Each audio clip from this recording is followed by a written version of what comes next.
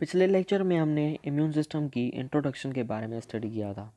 अब हम immune system के पहले टाइप इनेट इम्यून सिस्टम के बारे में स्टडी करेंगे। इनेट इम्यून सिस्टम हमें पता है नॉन स्पेसिफिक इन नेचर होता है। नॉन स्पेसिफिक और स्पेसिफिक का हमने डिफरेंस स्टडी किया था जब हमने इम्यून सिस्टम के इंट्रोडक्शन की बात की थी। इनेट इम्यून सिस्टम नॉन स्पेसिफिक है। नॉन स्पेसिफिक मीन्स कोई माइक्रोब स्पेसिफिक पे ये अटैक नहीं करता। जो भी माइक्रोब हो, जितने माइक्रो ऑर्गेनिज्म हो, सब पे अटैक करता है इनेट इम्यून सिस्टम। ठीक है। इनेट इम्यून सिस्टम में दो लाइन ऑफ डिफेंस आते हैं। एक फर्स्ट लाइन ऑफ डिफेंस है और दूसरा है second line of defence. Third line of defence adaptive immune system, जो कि दूसरा टाइप है इम्यून सिस्टम का, उसमें आता है। तो इम्यून सिस्टम में फर्स्ट लाइन ऑफ डिफेंस और सेकेंड लाइन ऑफ डिफेंस दोनों काउंट होते हैं। लाइन ऑफ डिफेंस का मतलब क्या है? आप सिंपली ये समझ लें कि अगर ये ए एक बंदा है और यहाँ पर बी, अब ए को बी पे क्या करना है? अटैक करना है। सपोज ए को बी पर अटैक करना है। अब बी ने क्या किया कि बी ने आर्मी मंगा ली और आर्मी को 3 हिस्सों में बांट लिया। यहाँ पर एक आर्मी, यहाँ पर दूसरी और यहाँ पर तीसरी आर्मी खड़ी कर दी। तो इसने इसको क्या कहा? इसको फर्स्ट आर्मी कहा, इसको सेकंड आर्मी कहा और इसको थर्ड आर्मी कहा। इसी तरीके से लाइन ऑफ डिफेंस होता है। First line of defence, second line of defence, third line of defence. समझ लें कि ए क्या है? ए एक माइक्रो ऑर्गेनिज्म है। ये माइक्रोब है, कोई भी माइक्रो ऑर्गेनिज्म है। और बी क्या है? बी हमें ह्यूमन बीइंग है। तो अब एक माइक्रो ऑर्गेनिज्म को अगर बी पे यानी ह्यूमन बीइंग पे अटैक करना है तो उसे पहले फर्स्ट लाइन ऑफ डिफेंस, फिर सेकेंड लाइन ऑफ डिफेंस, फिर थर्ड लाइन ऑफ डिफेंस को क्रॉस करके उस ह्यूमन बीइंग को अटैक करना पड़ेगा, वरना ये अटैक नहीं कर सकता। तो ये कॉन्सेप्ट होता है first line of defence, second line of defence और थर्ड लाइन ऑफ डिफेंस का। तो फर्स्ट लाइन ऑफ डिफेंस और सेकेंड लाइन ऑफ डिफेंस दोनों इनेट immune system, non specific in nature immune system के पार्ट हैं। फर्स्ट लाइन ऑफ डिफेंस का मतलब होता है, first line of defence consist करता है दो बैरियर पर, एक फिजिकल बैरियर और एक केमिकल बैरियर। फिजिकल बैरियर पे स्किन और दूसरा होता है म्यूकस मेम्ब्रेन। ये दोनों फिजिकल बैरियर में होते हैं। ठीक है। स्किन हमें पता है ये एक हमारी जो बॉडी है पूरी स्किन से कवर्ड है। तो स्किन एक इम्पेनिट्रेबल बैरियर होता है जिससे कोई भी जो भी माइक्रोब्स होते हैं, एजेंट्स होते हैं, वो अटैक नहीं कर सकते। हालांकि हमारी बॉडी में पोर्स होते हैं। तो skin first line of defence में काउंट होता है। और दूसरा होता है म्यूकस मेम्ब्रेन। जो भी हमारे बॉडी में सिस्टम्स होते हैं, जैसे कि डाइजेस्टिव सिस्टम है, रिस्पायरेटरी सिस्टम है, कार्डियोवास्कुलर सिस्टम है, इसी तरीके से रिप्रोडक्टिव सिस्टम है, तो उन सब सिस्टम के बाहर एक मेम्ब्रेन होती है। उस मेम्ब्रेन को कहा जाता है म्यूकस मेम्ब्रेन। म्यूकस मेम्ब्रेन इसीलिए कहा जाता है क्योंकि उनमें से एक म्यूकस रिलीज होता है। म्यूकस सिंपली म्यूकस एक फ्लूइड होता है। म्यूकस फ्लूइड का फंक्शन ये होता है कि माइक्रो ऑर्गेनिज्म को रेजिस्ट करना, उनको इस तरीके से रेजिस्ट करना कि वो एंटर ना करें, उनको ख़त्म कर दें, डिस्ट्रॉय कर देना, ये म्यूकस का काम होता है। तो स्किन और म्यूकस मेम्ब्रेन ये दोनों फिजिकल बैरियर में काउंट होते हैं। रिस्पायरेटरी सिस्टम जो हमारा होता है उसमें कभी भी एयर के अलावा अगर डस्ट इंटर हो जाए तो बहुत प्रॉब्लम हो सकता है, बहुत बीमारियां हो सकती हैं। तो नेचर ने क्या किया है कि रिस्पायरेटरी सिस्टम में म्यूकस मेम्ब्रेन भी है और सीलिएटेड सेल्स भी हैं। सीलिएटेड सेल्स और म्यूकस मेम्ब्रेन ऐसी मूवमेंट करते हैं, उन मूवमेंट की वजह से जो माइक्रो वगैरह होते हैं वो ऊपर की तरफ खींच जाते हैं। यानी सपोज करें वो इंटर हो गए तो वहाँ पर रिस्पायरेटरी सिस्टम में इंटर होने ही वाले हैं। वहाँ पर सीलेटेड सेल्स होते हैं और म्यूकस होते हैं, उनकी मूवमेंट की वजह से इस तरीके से वो माइक्रो मूव करते हैं कि वो अपर थ्रोट में आ जाते हैं, जहाँ से हमारा माउथ की ओपनिंग होती है। तो होता ये है कि वो रेस्पिरेटरी सिस्टम छोड़कर डाइजेस्टिव सिस्टम में एंटर हो जाते हैं। लेकिन डाइजेस्टिव सिस्टम हमारा सिक्योर्ड है, क्योंकि डाइजेस्टिव सिस्टम में हमारा स्टमक एक हिस्सा होता है, और स्टमक में हमें पता है कि गैस्ट्रिक जूस होता है। स्टमक में HCl एक एसिडिक नेचर का एक एसिड होता है जो उन माइक्रोब को किल कर सकता है। ठीक है, तो फिजिकल बैरियर और केमिकल बैरियर में कुछ एंजाइम्स होते हैं, जैसे कि लाइसोजाइम एक एंजाइम है। इसी तरीके से गैस्ट्रिक जूस जो होता है स्टमक में, वो भी केमिकल बैरियर का हिस्सा है। लाइसोजाइम एंजाइम है, वो हमें टीयर्स में होता है, सलाइवा में होता है। लाइसोजाइम कहा भी इसीलिए जाता है क्योंकि ये लाइसिस करता है, बैक्टीरिया को तोड़ता है। और दूसरा होता है गैस्ट्रिक जूस। और भी केमिकल बैरियर के बहुत एग्जांपल्स हैं। गैस्ट्रिक जूस हमारे स्टमक में होता है, वो हमें कई माइक्रोब से डिफेंस प्रोवाइड करता है।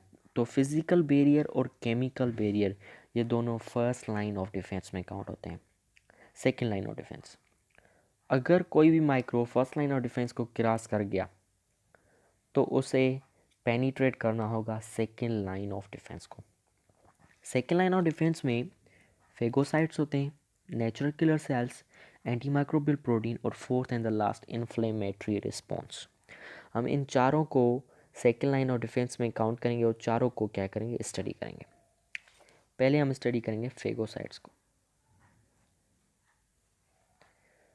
फेगोसाइट्स एक WBCs, जिनको हम लीकोसाइट्स भी कहते हैं, WBCs के किस्म में।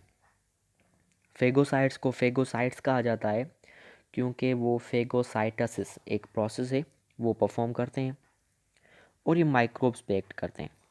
अब फेगोसाइट्स के किस्म क्या हैं? फेगोसाइट्स के दो किस्म काउंट करते हैं। न्यूट्रोफिल, न्यूट्रोफिल हमें पता है क्या है, ये एक WBC है। और होता है मोनोसाइट। मोनोसाइट और न्यूट्रोफिल, न्यूट्रोफिल और मोनोसाइट ये दो फेगोसाइटिक WBCs हैं। अब इनका फंक्शन क्या होता है? न्यूट्रोफिल शॉर्ट लिव्ड होता है, मोनोसाइट लॉन्ग लिव्ड। अब मोनोसाइट लॉन्ग लिव्ड कैसे होता है?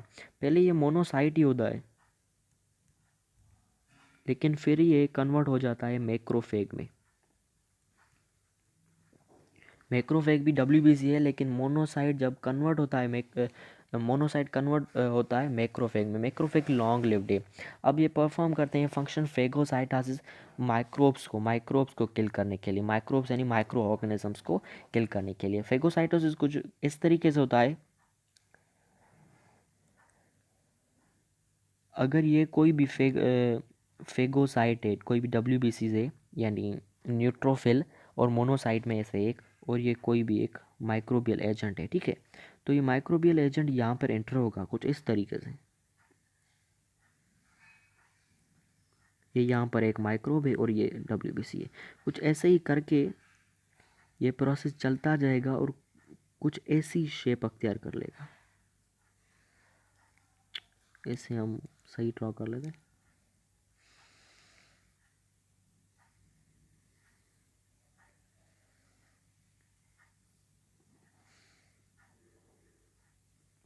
तो अब जो ये एक फेगोसाइट है, ये सारा फेगोसाइट है और उसके अंदर क्या है, एक माइक्रोब है। फेगोसाइटोसिस बेसिकली ये एक एंडोसाइटोसिस का एक टाइप है। यानी ये जो फेगोसाइट्स हैं वो इंजेस्ट करते हैं, इंजेस्ट करके फिर उनको डिस्ट्रॉय करते हैं। ये माइक्रोब इस तरीके से क्या होता है, किल होता है। फेगोसाइटोसिस एंडोसाइटोसिस, फेगोसाइटोसिस बिल्कुल, अगर आपने अमेबा की डाइजेस्टिव सिस्टम डाइजेशन को स्टडी किया है, बिल्कुल उसी तरीके से होता है। तो फेगोसाइटोसिस में हमारे पास दो किस्म के WBCs होते हैं, मोनोसाइट और न्यूट्रोफिल। न्यूट्रोफिल शॉर्ट लिव्ड होता है और मोनोसाइट लॉन्ग लिव्ड होता है। दोनों फेगोसाइटोसिस फंक्शन परफॉर्म करते हैं और किल करते हैं किसको, माइक्रोब को। माइक्रोब पे वो अटैक करते हैं। मैक्रोफेग या मोनोसाइट, इनको एंटीजन प्रेजेंटिंग सेल भी कहा जाता है।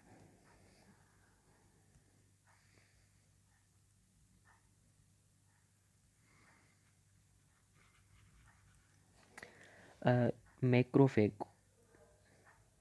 जो कि पहले मोनोसाइट की फॉर्म में था। इनको एंटीजन प्रेजेंटिंग सेल कहा जाता है। वो इसलिए क्योंकि ये इम्यून सिस्टम को प्रोमोट करते हैं, उनको ऐसे समझे कि पावर देते हैं। वो क्या करते हैं कि कुछ माइक्रोब के पार्ट्स को अपनी बॉडी पर एक्सपोज कर लेते हैं, जिससे कि इम्यून सिस्टम बहुत पावरफुल हो जाता है। इसीलिए इनको कहते हैं एंटीजन प्रेजेंटिंग सेल।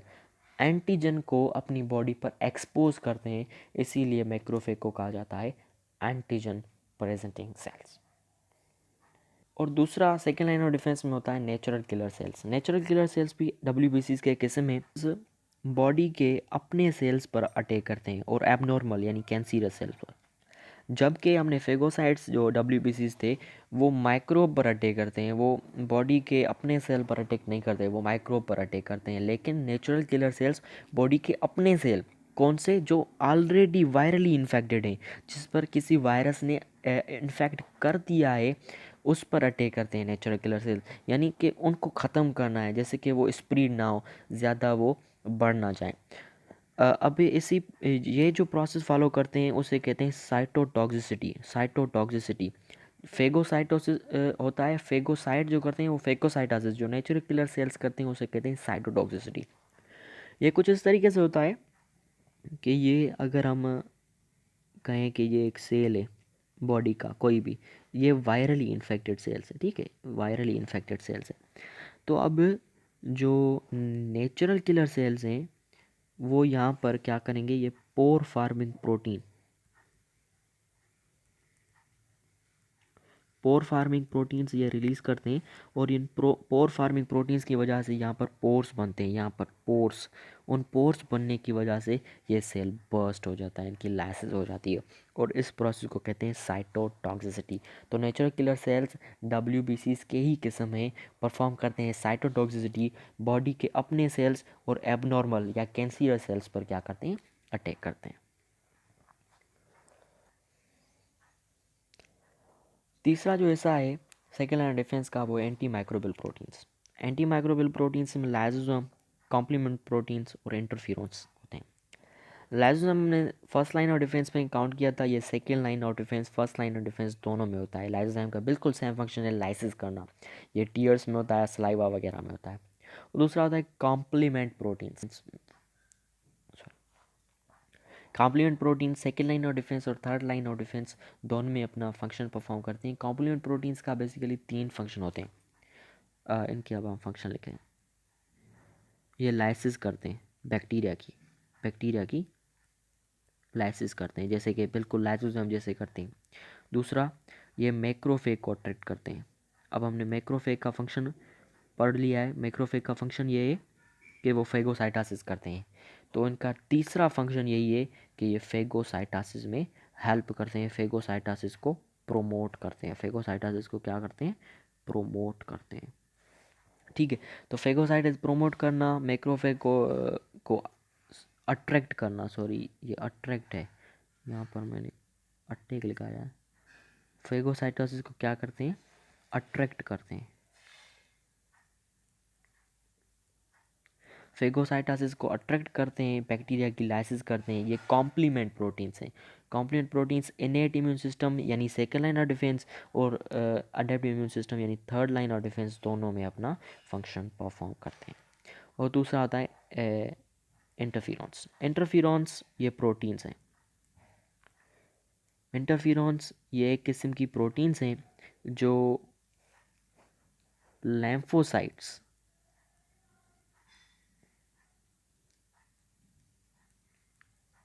लैम्फोसाइट्स और virally infected cells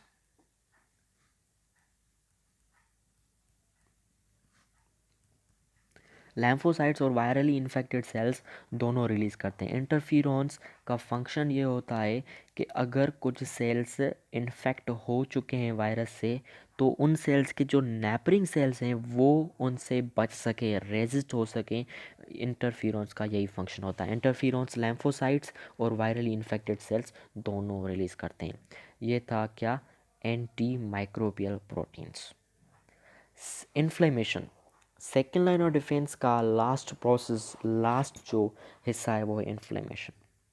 inflammation basically तब होता है जब कोई इंजरी हो जाए, कोई टिश्यू है, कोई हिस्सा है बॉडी का वो इंजर्ड हो जाए, या बॉडी अंदर से ही किसी माइक्रोब ने अटैक कर लिया, तो इन्फ्लेमेशन होती है। अगर कोई भी हिस्सा इन्फ्लेमेशन में हो तो उसमें ये 3-4 खूबियाँ होती हैं: रेडनेस, हीट, स्वेलिंग और पेन।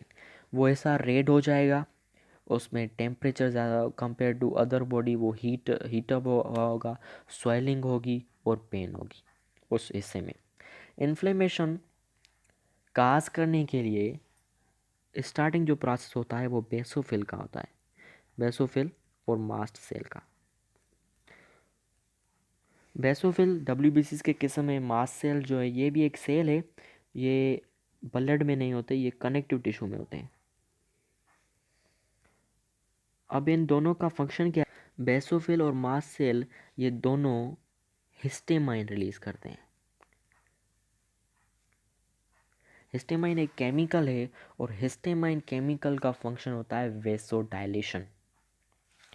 वेसोडाइलेशन यानी ये जो कैपिलरीज वगैरह होती हैं उनको डायलेट करते हैं, और डायलेशन की वजह से ब्लड वहाँ पर ज़्यादा फ्लो करती है। ब्लड ज़्यादा फ्लो करती है तो ब्लड ज़्यादा फ्लो करने की वजह से फेगोसाइट्स यानी मैक्रोफेग, न्यूट्रोफिल वगैरह वहाँ पर ज़्यादा वहाँ पर फंक्शन करते हैं। फेगोसाइटोसिस होता है, कभी कभी नेचुरल किलर सेल्स भी आते हैं। तो इस तरीके से वहाँ पर प्रोसेस होता है इन्फ्लेमेशन, इन्फ्लेमेटरी रिस्पॉन्स होता है वहाँ पर। इस इन्फ्लेमेटरी रिस्पॉन्स से उस इंजर्ड टिश्यू में जो भी डस्ट होता है, डेब्रिस, कोई माइक्रोब्स होते हैं, वो क्या होते हैं? किल हो जाते हैं। ठीक है, तो इसमें जो स्टार्टिंग फंक्शन होता है बेसोफिल मास्ट सेल्स का होता है, आगे जाके सेकेंड लाइन ऑफ डिफेंस का अपना फंक्शन होता है, जैसे कोई डब्ल्यूबीसी का फंक्शन होता है, फेगोसाइट्स, मैक्रोफेग, न्यूट्रोफिल वगैरह का यहाँ पर फंक्शन होता है। अगर इन्फ्लेमेशन ना हो, अगर इन्फ्लेमेशन ना हो यानी इन्फ्लेमेशन एक हिस्से में हो गई, इन्फ्लेमेशन एक पार्ट में हो गई लेकिन उस पार्ट से वो माइक्रोब निकल गया यानी इस्केप कर गया, वहाँ से भाग गया, तो एक प्रोसेस होता है जिसे कहते हैं फीवर। फीवर सिर्फ वार्म ब्लडेड एनिमल्स का, वार्म ब्लडेड एनिमल्स में होता है। फीवर में एक हिस्सा नहीं बल्कि पूरी बॉडी अफेक्टेड होती है। बिल्कुल सेम इन्फ्लेमेशन ही होती है लेकिन पूरे बॉडी में होती है, उसे कहते हैं फीवर। फीवर इंड्यूस जो करते हैं वो करते हैं मैक्रोफेग। मैक्रोफेग एक केमिकल रिलीज करते हैं जिसे कहते हैं पायरोजन। पायरोजन रिलीज होता है, पायरोजन रिलीज होने की वजह से फीवर कॉज होता है। ठीक है, तो फीवर कॉज करने में मैक्रोफेग का रोल होता है। मैक्रोफेग पायरोजन रिलीज करते हैं और फीवर होता है। फीवर का फंक्शन ये होता है कि टेम्परेचर बढ़ जाता है, जैसे इन्फ्लेमेशन में होता है। फेगोसाइट्स आते हैं, मैक्रोफेग आते हैं, उस डस्ट वगैरह को, उस माइक्रो वगैरह को किल करते हैं। फेगोसाइटोसिस प्रोमोट होती है, वो ज़्यादा होती है, माइक्रो ऑर्गेनिजम्स की ग्रोथ कम हो जाती है, इंटरफियरेंस वहाँ पर प्रोड्यूस होते हैं, और ऐसे ही जो डैमेज टिश्यू है उसकी रिपेयरिंग शुरू हो जाती है। जब रिपेयरिंग शुरू होती है तो इन्फ्लेमेशन प्रोसेस रुक जाता है।